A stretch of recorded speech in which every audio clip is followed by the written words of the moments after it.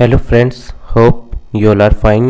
Today we are going to study our chapter number 3 of class 9th history, and the name of chapter is Nazism and the rise of Hitler.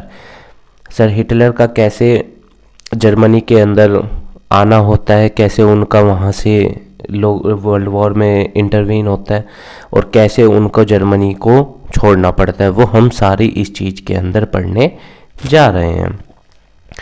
Germany was defeated in the first world war 1914 to 1918. Germany पहले world war में हारा था 1914 से लेकर जो 1918 तक चला था. After the war war over the monarchy in Germany quits.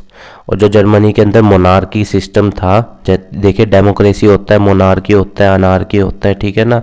तो जो वहाँ पे मोनार्की था कि एक आदमी के हाथ में ही सारी चीज़ें हैं, वो क्या हुआ, राजा का शासन वहाँ पे ख़त्म हुआ. The Weimar Republic.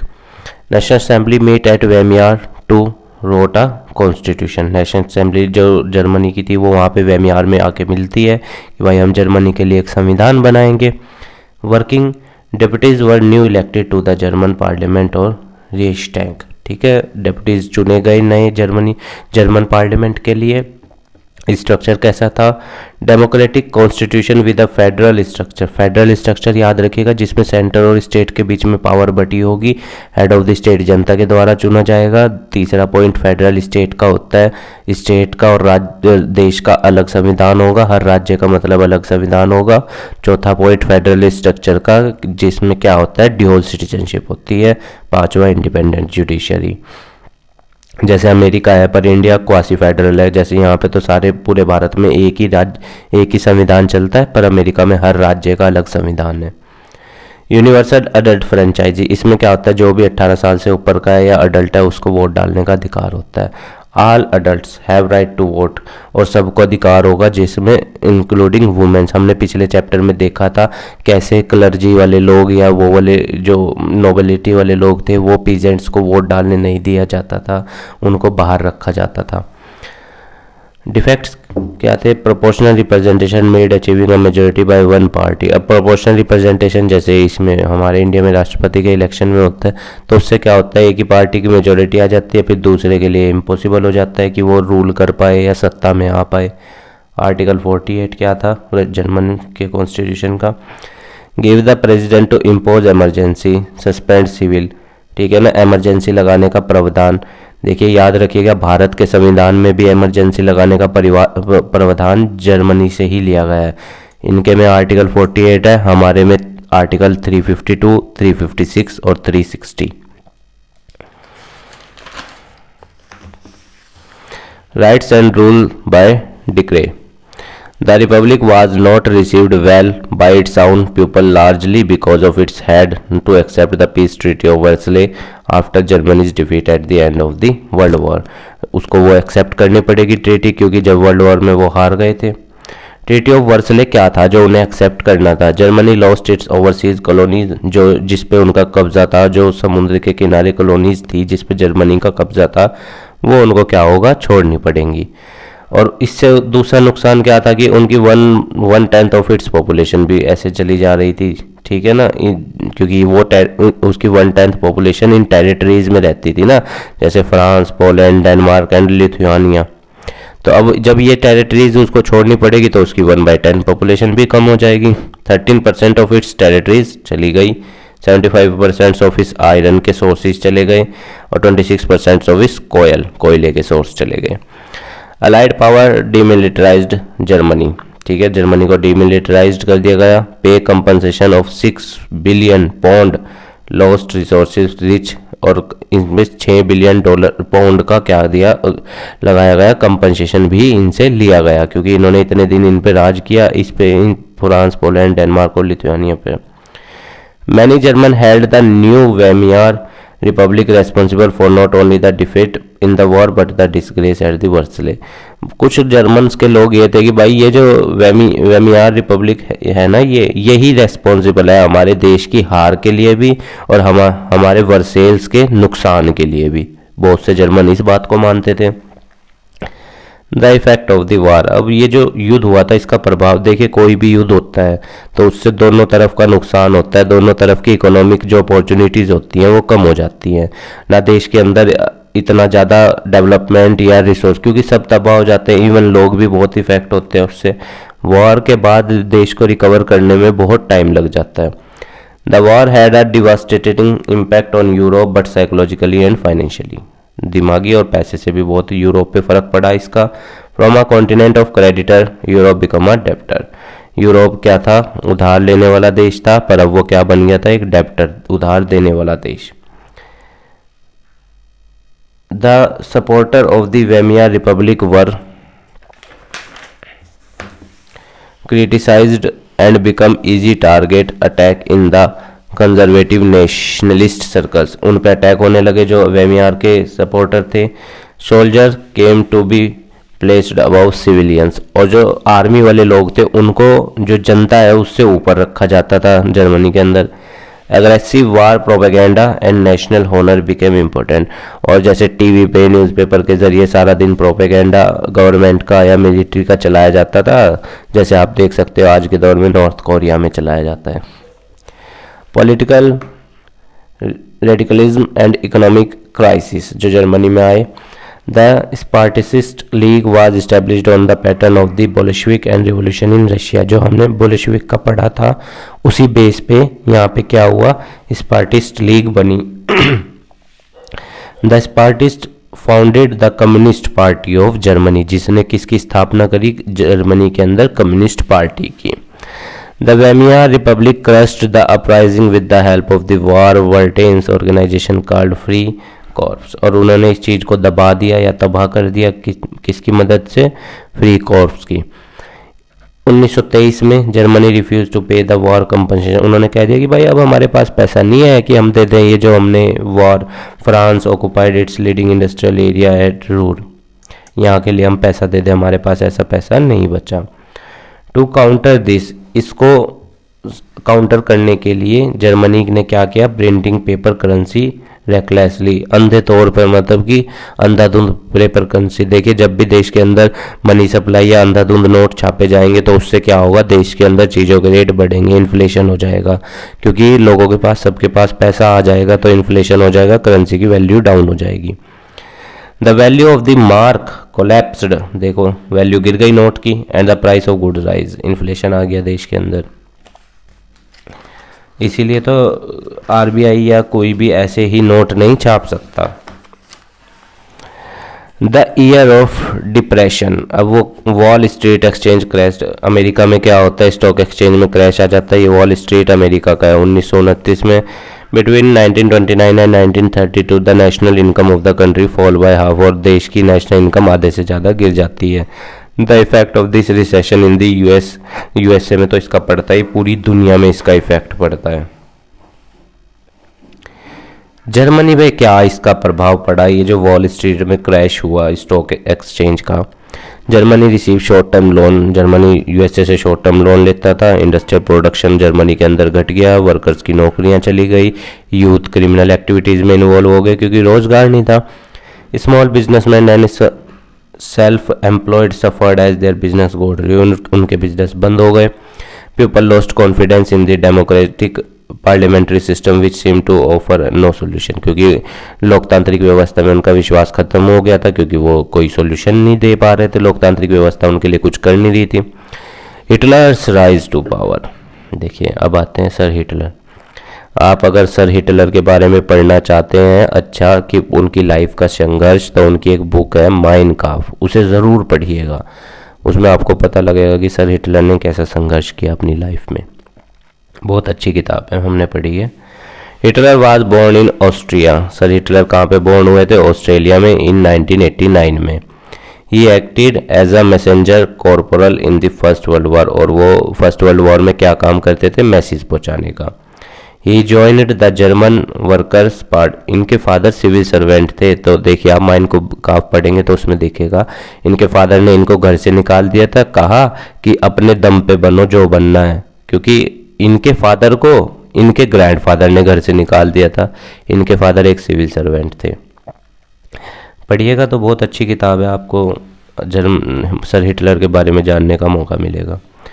He joined the German worker party को ज्वाइन करते हैं वो, एंड रीनेम इट्स, और उसको क्या रीनेम कर देते हैं, मतलब नाम बदल देते हैं जब अच्छी सी पोजीशन पे पहुंच जाते हैं, national socialist German worker party. ये सर हिटलर के द्वारा चेंज किया गया था। This later came to be known as Nazis party, और इसको बाद में क्या कहा जाता है, इस पार्टी का नाम बदल के क्या हो जाता है, Nazis party.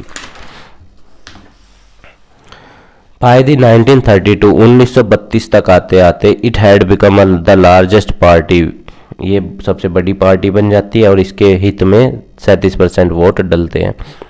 Nazim become a mass movement only during the great depression, great depression 1929 1921 इस वाले के दौरान ये वाली पार्टी बहुत ज़्यादा बढ़ी, क्योंकि अमेरिका में वॉल स्टॉक हुआ गया था, वॉल एक्सचेंज पे, स्टॉक एक्सचेंज पे क्या हुआ था, क्रैश हो गया था उनके यहाँ पे स्टॉक्स में, चीज़ों के शेयर मार्केट में रेट गिर गए थे। इस वजह से जब 1929 में डिप्रेशन का ईयर आया पूरी दुनिया में, तो ये वाली पार्टी जर्मनी के अंदर सबसे ज़्यादा तेज़ी से उभरी।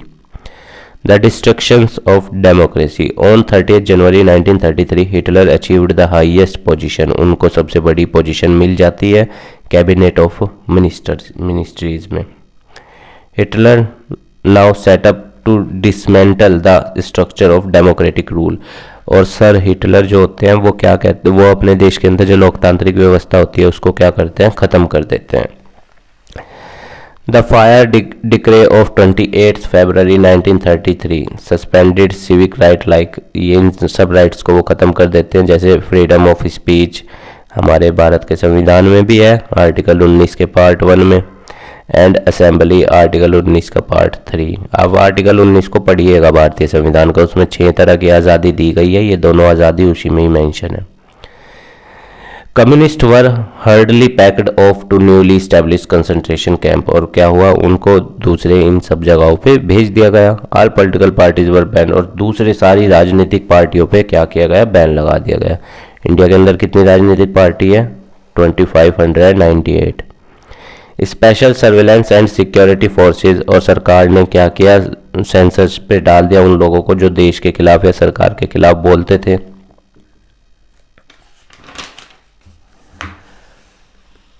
ये उनकी पार्टी का साइन है। रिकंस्ट्रक्शन कैसे होता है, Hjalmar Schacht took over the responsibility of economic recover, उनको जिम्मेदारी दी जाती है कि आप देश की आर्थिक व्यवस्था को रिकवर अप करोगे। The state funded project produced the famous German super highway, और इन सब के जरिए सुपर हाईवेज बनाए गए, और वॉक्सवैगन कार भी जब भी शुरुआत हुई थी बननी, आपने देखा होगा इंडिया में भी बिकती है ये car. Hitler's reoccupied the Rhineland in 1936 and integrated Austria and Germany in 1938। Sir Hitler ने उस एरिया ऱ्हाइनलैंड के एरिया को दोबारा से अपने कब्जे में ले लिया और इस ऑस्ट्रिया और जर्मनी को एक कर दिया 1938 में, 1938 में। एक्वायर्ड जर्मन स्पीकिंग सुडेंटलैंड, और इसको भी कब्जा करा अपना, जहाँ पे जर्मन बोलने वाली भाषा के लोग थे वहाँ पे उस टेरिटरी को भी अपने एयर कवर में ले लिया। Hitler choose war to recover from economic crisis, और उन्होंने क्या किया कि भाई हम दूसरे देशों के साथ लड़ेंगे और उन पे कब्जा करके जो हमें नुकसान हुआ है उसको कवर अप करेंगे। बस यही गलती थी सर हिटलर की, ये वाली जो वर्ल्ड वॉर 2 उनकी वजह से हुआ। On September 1939 Germany invaded Poland, Poland में अपना इंटरवेंशन कर देते हैं। स्टार्टेड अ वॉर विद किसके साथ, फ्रांस एंड इंग्लैंड। इन सितंबर 1940 अब ये 1939 में वर्ल्ड वॉर शुरू हो चुका है, 1945 तक चला था ये दूसरा world war. A tripartite pact was signed, किस किस के बीच में, ट्राईपार्टिटेट पैक्ट वो होता है जो 3 देशों के बीच में होता है, Italy, Germany and Japan. In June 1941 Germany attacked Soviet union, 1941 में जर्मनी रशिया पे, मतलब जो आज का रशिया उस टाइम यूएसएसआर था उस पर क्या कर देता है, अटैक कर देता है। अब देखो जब वो अटैक कर रहा है, भाई इतना सा देश है, इतने बड़े देश से तो लड़ नहीं सकता, यहाँ पे क्या है, सोवियत यूनियन और अमेरिका के बीच में हमेशा से तनतनी रही है, तो सोवियत इसको जर्मनी को कौन सपोर्ट कर रहा था, अमेरिका, और सोवियत यूनियन के साथ कौन खड़ा था, जापान, क्योंकि जापान की और अमेरिका की नहीं बनती। इन जून 19 तभी तो जापान के ऊपर बम गिराए थे। इन जून 1941 Germany attacked Soviet union. Germany exposed through, दोनों साइड से उस पर हमला होता है। जैसे वेस्ट साइड से तो जर्मनी के ऊपर ब्रिटिशर्स हमला कर रहे जर्मनी के वेस्ट में, और ईस्ट साइड से उसके ऊपर सोवियत यूनियन वाले, क्योंकि उनकी टेरिटरी छीन रहा था ना ये ब्रिटिशर्स की, इस वजह से। और पोलैंड उस वक्त यूएसएसआर का हिस्सा था, तो बस वो कब्जा करने के चक्कर में वो लड़ाइयाँ शुरू हो गई। सोवियत आर्मी डिफीटेड जर्मनी, और सोवियत आर्मी ने जर्मनी को कहाँ पे हराया? स्टालिनग्राड पे। Japan bombed the US base, Japan ने क्या किया, जो यूएस का आर्मी बेस था पर्ल हार्बर में, वहाँ पे बमबारी कर दी। फिर यूएसए ने क्या किया, जापान के ऊपर नागासाकी एंड हिरोशिमा में न्यूक्लियर बम्स गिराए। द वार एंडेड इन, और वार ये कब खत्म हुआ? 1945 में विद हिटलर्स डिफीट, और सर हिटलर इस वॉर में हार जाते हैं। The Nazis world view, according to Nazis ideology there was no equality between people but only racial hierarchy. उनके मुताबिक, नाजीज के मुताबिक, दुनिया क्या सोचती है कि भाई इन लोगों के बीच, ये लोग समाज में इक्वालिटी नहीं बनाते, ये लोग क्या करते बस रेस के ऊपर, रेस मतलब जैसे भारत का संविधान तो इस चीज़ को अबॉलिश करता है। आर्टिकल 15 क्या कहता है भारत के संविधान का? No discrimination on the basis with any person on the basis of race, caste, gender and place of birth. तो इंडिया में तो ये बैन है। तो वहाँ पे क्या था कि भाई कोई भी सोसाइटी, वो सोसाइटी के बीच में इक्वालिटी प्रमोट नहीं करना चाहते थे, रेशियल हायरार्की बनाना चाहते थे। Nordic German Aryans, Aryans Bharat में सबसे पहले पंजाब में आए थे और पिप्सू में बसे थे, सेंट्रल एशिया से आए थे। आर्यंस वो होते हैं जो फियरलेस होते हैं। Nordic German Aryans were at the top, वो टॉप पे, उनको सोसाइटी में टॉप पे देखा जाता था कि ये सबसे अच्छे लोग हैं सोसाइटी में। वाइल जूइश, यहूदी को सबसे, यहूदियों को सबसे नीचे रखा जाता था। While all other races are between them, सबसे ऊपर नॉर्डिक आयरन हो गए, सबसे नीचे आर्यन हो गए, सबसे नीचे कौन हो गए? हमारे ये जूइश हो गए, और बीच में और सब लोग। न्यू टेरिटरीज, ये इसी तरह था जिस तरह मनुस्मृति में समाज सोशल सोशल ऑर्डर को बांटा गया है, उसी तरह इन्होंने भी, नाजी उन्होंने भी अपने देश के अंदर बांट दिया था। New territories had to be acquired for settlement of Nordic Aryans और रेस, और नई नई जगहों पे इनके लिए रहने के लिए घर वर बनाए गए। The racial utopia, Hitler divided and occupied north western Poland, उन्होंने नॉर्थ वेस्ट पोलैंड पे अपना कब्जा कर लिया। Poles were forced to leave their homes, और जो पोलैंड के लोग थे उन्हें कहा गया कि भाई अपने घर छोड़ के जाओ, और ठीक है, और जो पढ़ने जाते थे पोलिश लोग, उनको क्या कर दिया गया? मार दिया गया। Youth in Nazis Germany, all schools were cleaned and purified, means Jewish teacher were dismissed, और जूइश टीचर्स को वहाँ से हटा दिया गया क्योंकि अब नॉर्डिक आर्यंस पढ़ेंगे। Jewish the physically handicapped and gypsies were thrown out of school and later sent to the gas chamber, और फिर उन्हें वहाँ भेज दिया गया बाद में, जो हैंडीकैप लोग थे या इस तरह से जो यहूदी। अब यहूदी मेनली इजराइल, रशिया, इन सब मुल्कों में रह रहे हैं। A prolonged period of ideology training for good German student, ठीक है। स्कूल टेक्स्ट बुक, किताबें दोबारा लिखी गई स्कूल की। रेशियल साइंस इंट्रोड्यूस किया गया जो रेस के बेस पे सोसाइटी को बांटता होगा। Children were taught to be loyal submissive hate Jewish, और चिल्ड्रंस को क्या सिखाया जा रहा था कि भाई राज्य के प्रति समर्पित रहो, यहूदियों से नफरत करो और हिटलर की पूजा करो, जैसे इस वक्त नॉर्थ कोरिया के लीडर कर रहे हैं किम Jong Un. 10 year old had to enter Jungvolk, और जो 10 ईयर ओल्ड का होता था बच्चा उसको कहाँ जंगवोलिक में भेजा जाता था। एट 14 पे वो कहाँ जाता था? ये वहाँ पे स्ट्रक्चर बना रखा था उन्होंने मिलिट्री ट्रेनिंग का, ये सब। At 14 all boys had to join the Nazi youth organisation, और 14 साल की उम्र में सभी लड़कों को नाजी यूथ ऑर्गेनाइजेशन को ज्वाइन करना था, जिसको हिटलर यूथ भी कहा जाता है। They joined the labour service, और जब वो 18 साल के होते थे तो वो देश में काम करने लगते थे, लेबर सर्विसेज को ज्वाइन कर लेते थे। The Nazis cult of motherhood, अच्छा उन्होंने यहाँ औरतों के साथ भी भेदभाव किया, जैसे boys were taught to be steel hearted, मतलब कि बिल्कुल एंग्री यंग मैन वाले, लड़कों को एंग्री यंग मैन बनना है, बिल्कुल मजबूत बनना है, इमोशनल नहीं बनना है, एग्रेसिव, गुस्सेल एंड मस्कुलिन भी, और मसल्स वाला भी बनना है। गर्ल्स को क्या सिखाया जाता था कि उन्हें एक अच्छी मदर बनना है और किन बच्चों को जन्म देना है? जो प्योर ब्लडेड आर्यन चिल्ड्रंस हों, उन्हें जन्म देना है जो लड़ेंगे इस देश के लिए।